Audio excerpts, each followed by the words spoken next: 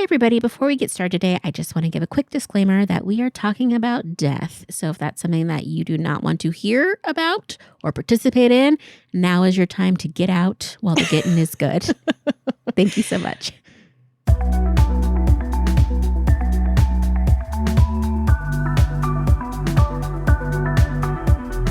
Welcome to the Geriatric Millennials. This is Jayme. And this is Beth.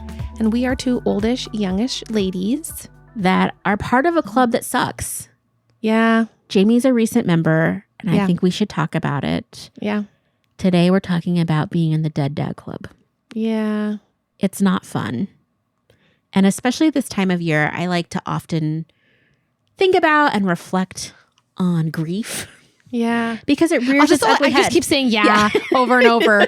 I'm gonna listen to this at some point and just be annoyed with myself. But continue. It's fine. Well, I think sometimes we don't talk about the fact that this time of year can be really challenging. Yeah. And there's all of this amazing stuff happening, and it's so fun. It's like we come out of spooky season, and now it's like fall festivals, and we're getting ready to just be with family and eat, and then Christmas is just like everywhere. Yeah. But at the same time, it's like, you have tremendous loss. Mm-hmm. And whether it's recent or decades, it can rear its ugly head. And so I just think that just pausing for a minute to talk about grief and what it can look and feel like, and the experience of losing a parent at, we're not young. Necessarily. Speak for yourself. We're the same age, but we're youngish. But if you talk to our parents, they would say we're kids. Yes. So, but neither one of us lost our parent as a child, as growing up. We were both adults. So yes. I lost my dad in August of 2012. And I lost my dad in August also of this year, 2024. Yeah. Yep. So when we had a little break this summer, that's what was going on. We just weren't sharing at the time, and it was just a lot. It was. Well, I didn't know that my dad would. You never know when somebody's going to pass.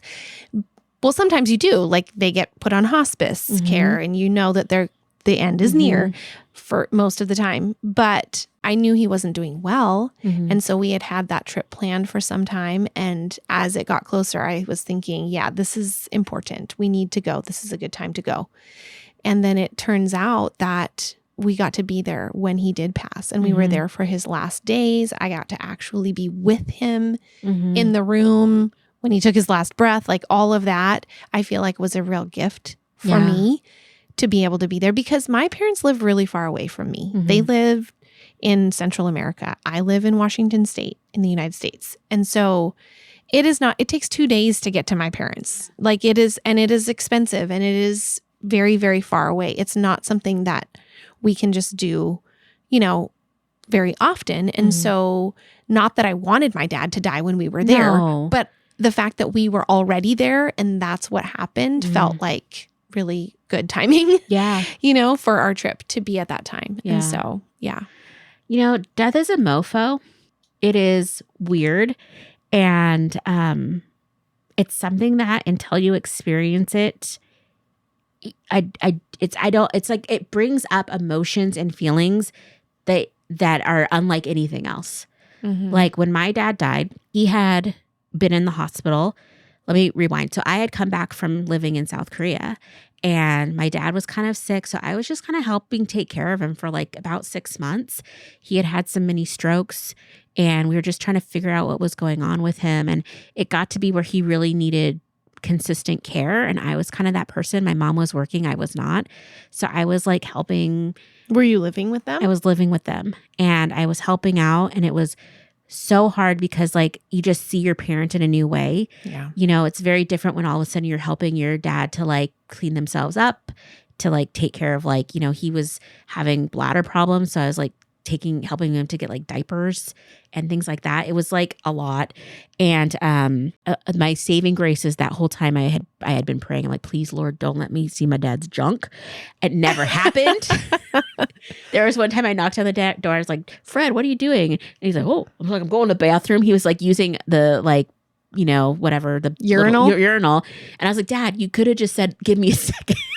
But he was facing away from me, so I didn't see anything. But then I'd have to take that and empty it out. And it's a very humbling experience to have to like help with that kind of thing. And anyway, I'd been helping for a while. Then I had an opportunity to go move somewhere. And right about that time, we had a nurse that was coming in, and my dad had diabetes. And like years ago, he had an amputation. And what'd they cut off? His leg, one of his legs. Oh. And so the nurse that had come in, she noticed like some tissue that was kind of turning on his foot. And so they decided to give him a second amputation. Oh, no. And so it was like right after I had just like driven across the country to go just try to start a new life in Atlanta. I ended up in Chicago, and kind of my dad was like, got into the hospital, and they were going to do this amputation, and everything was looking good. And like he had the amputation, and just like a few days later, like it was a Saturday, and he had a massive heart attack and died. Oh, and it was like, so I'm confused. So you were taking care of him for 6 months. Yeah.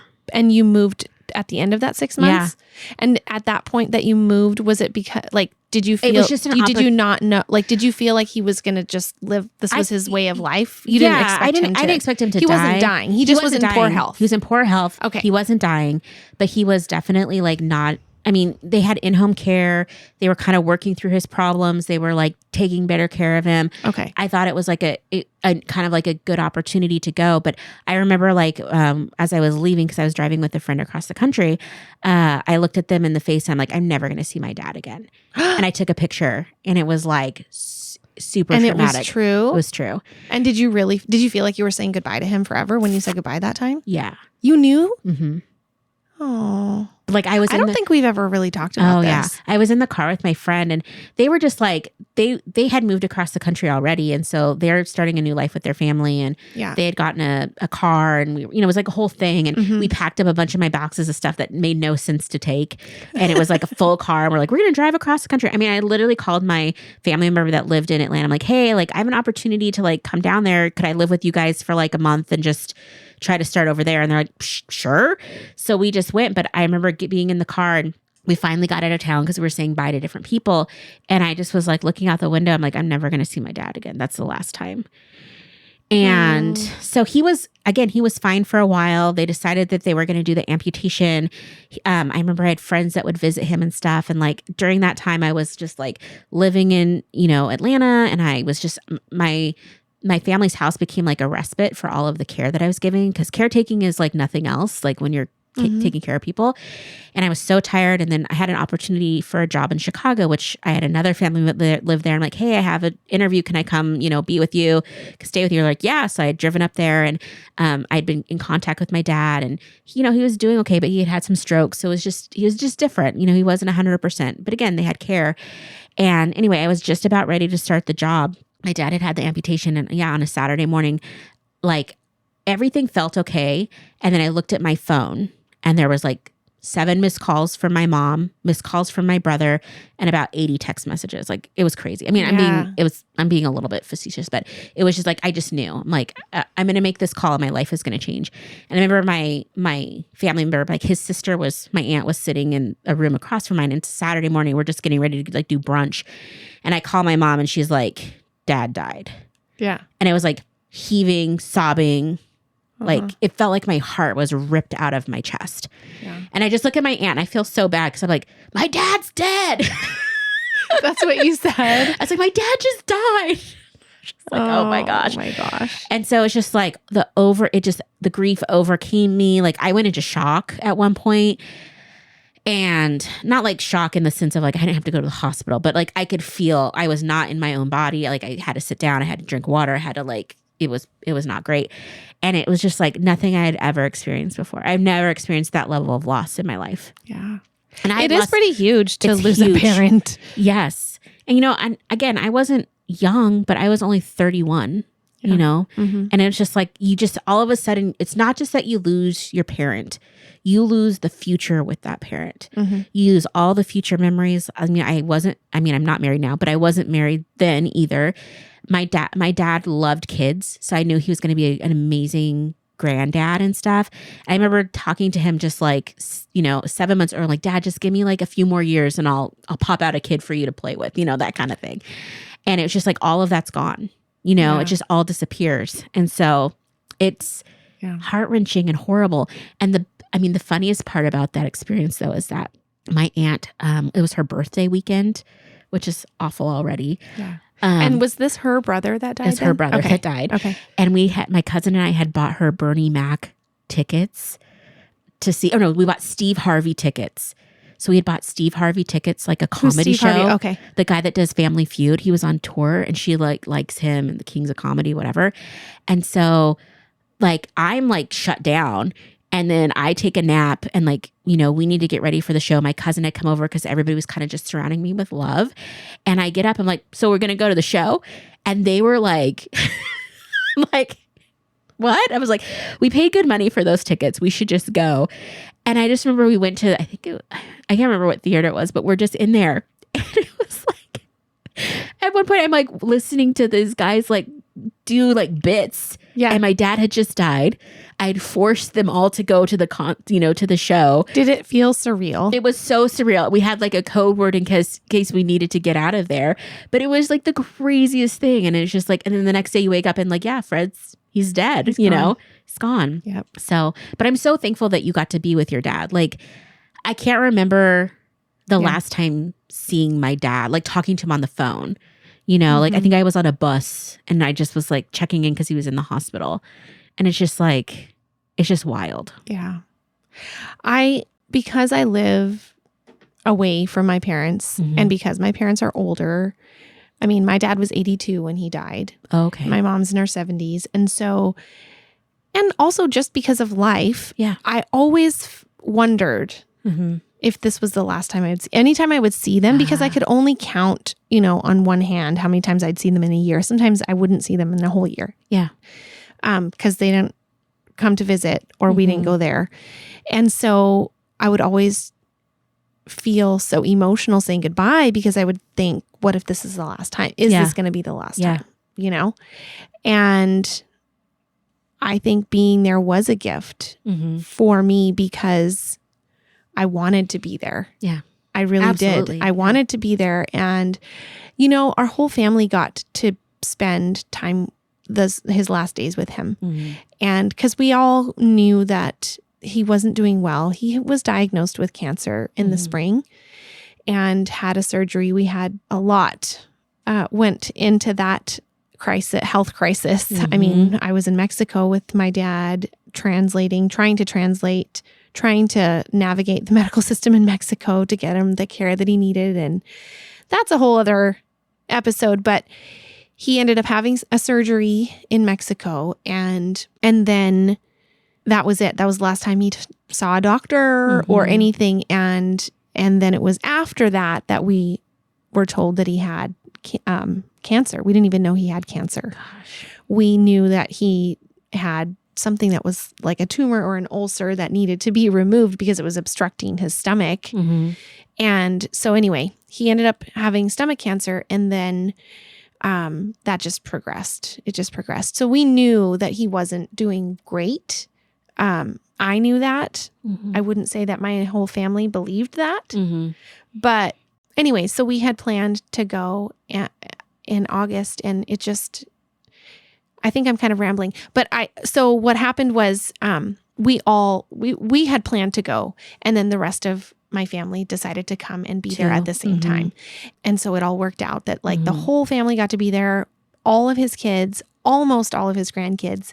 He had seen all of his grandkids that same year because there had been a wedding in the family. Yeah. And so then there was 3 grandkids that weren't there during his last weeks. But those 3 had been there 4 months earlier and got to spend time with him. So that was special. And so having all his kids there, we had some really good family time in his home. He got to be home.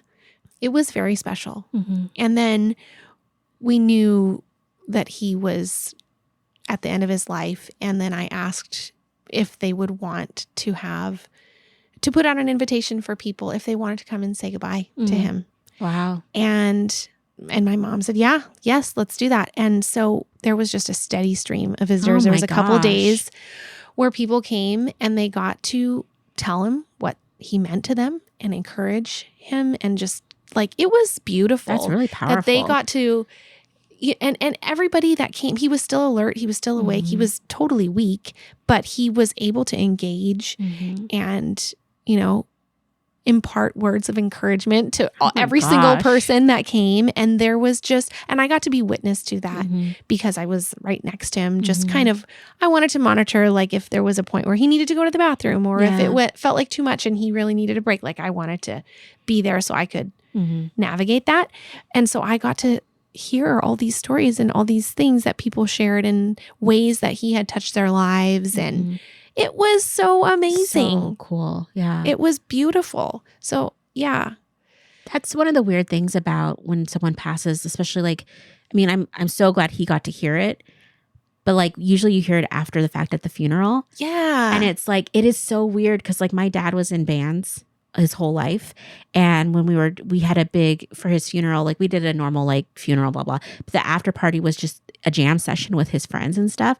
And he had like band members like that from college that came up to me and were like talking to me. And it was just, it's so cool to see, you know, we see our parents as our parents. Yeah. And it's neat to see like how they were other people. That was someone's friend. Right. That was someone's support system. He was someone's comedy, you know, like, right. So to hear those stories is just like so cool. Yeah, for sure. Last year, around this time, we had invited my parents to come for Thanksgiving. Mm-hmm. Yeah. I met your dad then. I know we're both weeping now. And I'm so glad that they came. Yeah. And this was before he was sick. And we had such a good visit. And I didn't get to do very many holidays with my family, with my parents as an adult. There's very few holidays that we've had together, living in different countries and for whatever reason. And my parents aren't American. My parents don't celebrate Thanksgiving when Americans do.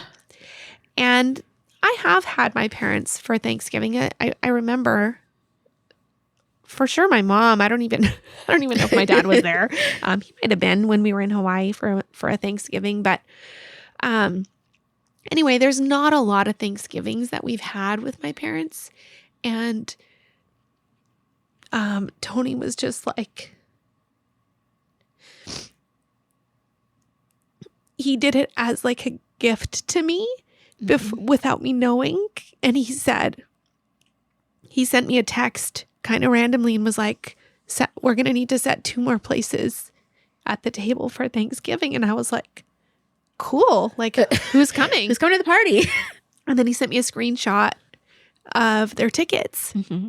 And I was like, what? And so it was so cool and special. And I'm so thankful. So anyway, last year at this time, they were here and they helped me. My dad always helped me with projects because he liked to have something to do. He didn't love to just relax and hang out.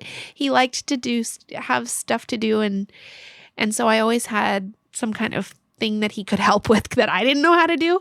And so that was just really cool because he was a huge help. We put in new countertops downstairs and then we just had a really good visit with them. And yeah, you got to meet my dad Thanksgiving, and they just had a really nice visit with us. And it was before we knew he was still feeling good, before we knew anything. And then so that was kind of the last normal, I guess, type of holiday that we had as a family with them. And it'll be different this year. It'll be different every year from now on because he's gone. Yeah. The first holidays are kind of a trip. And the best advice I have for you is to be gentle with yourself because grief just comes. Like you will be fine. And then on a random Thursday, 5 years after the event, it just hits. And so I'm very fortunate because I had the I don't know why I did this, but I was just like, I need to get in grief counseling immediately after my dad died. And I actually went through like a local chaplaincy grief place that works with a hospice. And it was so good because it was a group that was all younger people that they're not young, but younger women that they had lost a parent. And there was just like, it was so nice because it's like, we all lost parents too early. Mm-hmm. And so we had lots of conversations around that. And the lead counselor facilitator just always said, just be gentle with yourself. And I continue to use that. And I continue to say that on those days that are just so hard. And there's days where I just miss my dad so much. Like I was telling you earlier, I was just at a family wedding and my dad's been gone now for like 12 years, 13 years. And I'm at this family wedding and every wedding I go to, I just want to cry because there's never going to be a father-daughter dance.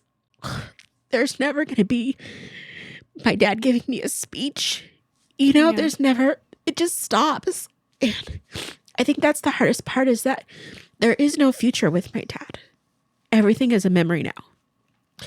And the first year, and I've had lots of people that have lost people, and I always tell them the first year is actually not the hardest because for me at least, and for most people I've talked to, you're constantly like, last year at this time, XYZ. Last year at this time, this is what was happening. Last year at this time, like I was talking to him on the phone and whatever. And then year 2 comes and it's like, last year at this time, they were dead. Yeah.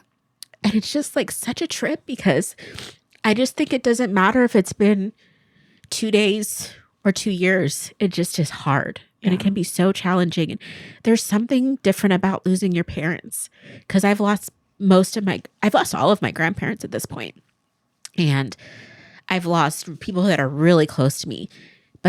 But like for me, at least, there was a dynamic shift when I lost my dad. Like it just, something fundamentally changed in me. And I don't think I can ever be the same. It's not like I sit here and dwell on it every day. Like normally we're not having a cry fest in the podcast room. Yeah. But there's something so beautiful about like celebrating that grief. Because I feel like the grief is such a representation of the love and the loss. Yeah. And it's not something that we get to do often because like you can't just be at the grocery store and like look at the cashier when they say, how was your day? Like, I'm grieving my dad today. Could I talk to you about it? Right. It's like a whole thing, and anyway, so.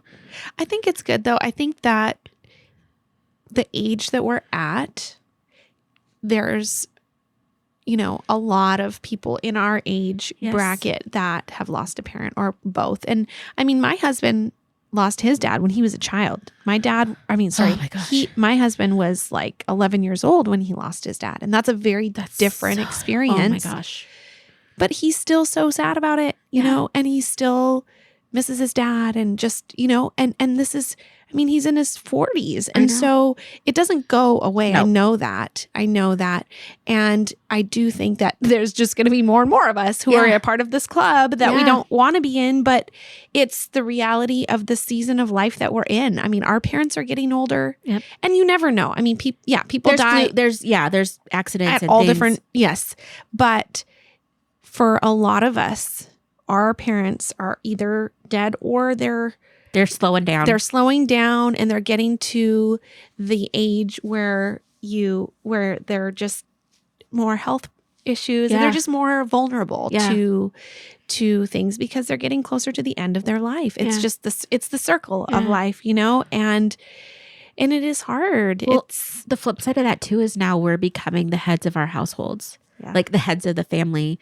And then I just think it puts a perspective of like, oh, my life is fleeting too. Like, for sure. Like we all know, there's no guarantee in tomorrow, blah, blah, blah. Okay. But like for most of us, we're going to live into our 70s or 80s. And like we like to pretend middle age is like 50, but it's not. Like we're really in our middle age. There's only so much more time where we have that's like we're going to be healthy enough and agile enough and quote unquote young enough to like enjoy things and just be like without like major health stuff. And it's just weird. It's just a weird thing. Yeah. I don't like grief, at all. Just saying, not a fan, but it's so important. Like I've seen people that try to not embrace the grief and try to like push it away and not feel it. And I think it causes just so much damage because it's just like, you just have to process it. And it sucks. So if anybody out there is in the Dead Dad Club, we feel for you, whether, it happened 30 years ago or if it was, just a few months. Cause it's just like, it's so much, it's just so overwhelming. Yeah. And it's it's sad. And then there's all these family dynamics too. Gosh. There's so many things that are a part of the process. And especially, if you have siblings or things like their process too. And, I feel for my mom right now. I mean, they were married for 53 years or 52. I mean, that's her life partner. Yeah. And now she's having to adjust to not day-to-day life and what that looks like and how to carry on.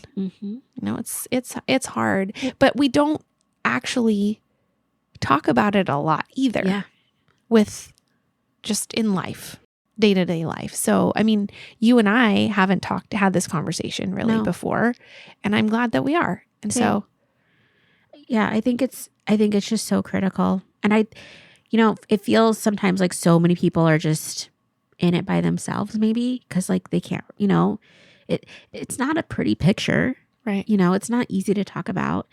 And not everybody processes the same. When you're talking about family dynamic, it just made me think about how, when my dad passed, you saw his place in the family. Like he was someone that helped my mom, like would help calm my mom down and just was like a real rock for her and da-da-da. And then you see that person without their other half and how they change, and it's really interesting. Like when you can step back and be like, okay, I'm going to step out of my grief for a second. I'm not just going to watch this for a second because it's fascinating. Yeah. This is so random, but like, my dad, we don't have very much video of my dad. We don't have very much like footage of him anywhere. And, I have like one voicemail with him saying, "Hey, Beth." And I have some of thankfully, like when he was in a band, they like taped, not even CDs, but taped some of their shows. So we have some of that. But I think that's another weird thing about grief is like not hearing their voice or smelling them, or like, I remember every once in a while I'll have a dad dream and I'll get like a hug from my dad and I'll just wake up like weeping because it's so real. Anyway, grief sucks.